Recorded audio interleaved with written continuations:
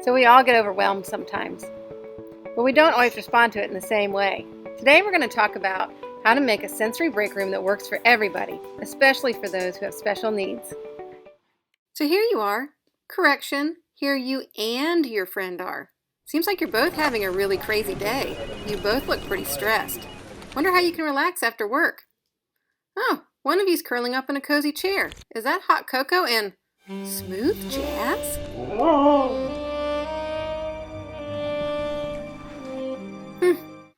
The other one of you is breaking out the tunes and going for a run.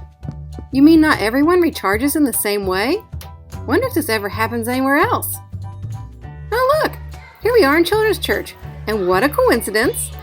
It seems like we have two kids who are also feeling stressed. What do you think they need to do to calm down?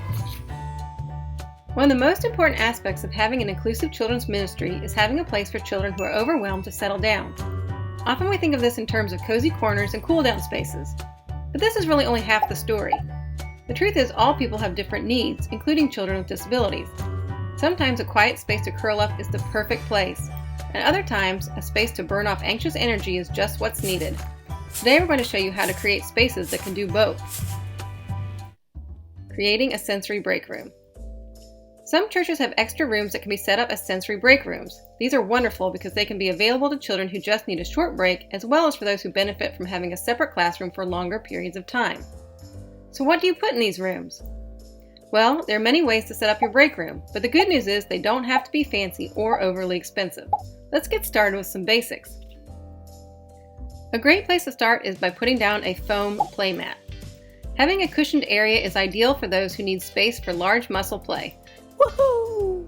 Just be sure when you buy the mat that it's easy to clean and wheelchair friendly. Next, you're going to want a glider. Rocking motions are calming and can help some children settle down quickly. I like gliders better than rocking chairs because they're less likely to tip over. Sound absorbing panels are also great. These panels allow kids to be kids and reduce the noise going into surrounding rooms. And of course you're going to have beanbag chairs. Beanbag chairs and other foam furniture are commonly used for children who have sensory issues because they offer deep pressure on the body, which has a calming effect. Now that we have the basics, let's look at some of the stuff for the sensory avoider. Start with soft lighting. If you want to set a calm mood, invest in a dimmer switch or buy lamps and use soft bulbs. Add in some weighted items like weighted blankets and stuffed animals. The deep pressure provided by weighted items can have a calming effect. And cozy spaces are great. Providing an area for kids to chill out alone can be very calming. There are many ways to do this. Sensory boxes like this one provide a warm, dark space to chill. The same effect can be achieved with a tent.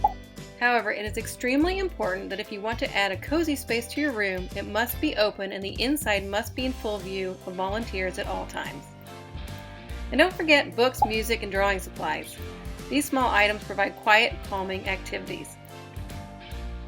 Now what about the sensory seekers? Don't worry, we didn't forget about these guys. We're going to have some fidgets. Fidgets provide tactile input, which can have a calming effect and help kids focus. They're also really fun. But adding fidgets, look for those that are not choking hazards and those that can be easily cleaned. A fun thing to add to your room would be a sensory wall panel. There are endless ways to create these. You can tack up different textures, add simple puzzles, or anything you can dream up. And for those who really like to move around, think about adding a mini trampoline, yoga balls, or even swings. These items promote large muscle movement for those who need to move. But don't worry, if you don't have an entire room, that's okay. You can get creative. You just need to find a less used corner of a room and partition it off into a space. You can use screen flex or room dividers. You can even use bookshelves if that's what's handy. It doesn't matter how you do it. It only matters that visual boundaries are present and that the space feels like a change of scenery. Make sure that you have a cushioned area, a glider or beanbag chair, and enough space for some large muscle activities. Then just add in other items that you feel would be helpful to your students. And that's it! Woohoo! Well, I think we learned a lot about how people calm down. But there's one more thing before you go. Remember at the beginning of this video, you and your friend? Well, take a moment and ask yourself, which one are you? Are you the sensory avoider or the sensory seeker? Or are you both? Now think back to a time when you felt really stressed out and needed some time to unwind. What if you needed a nap but were only offered a workout class?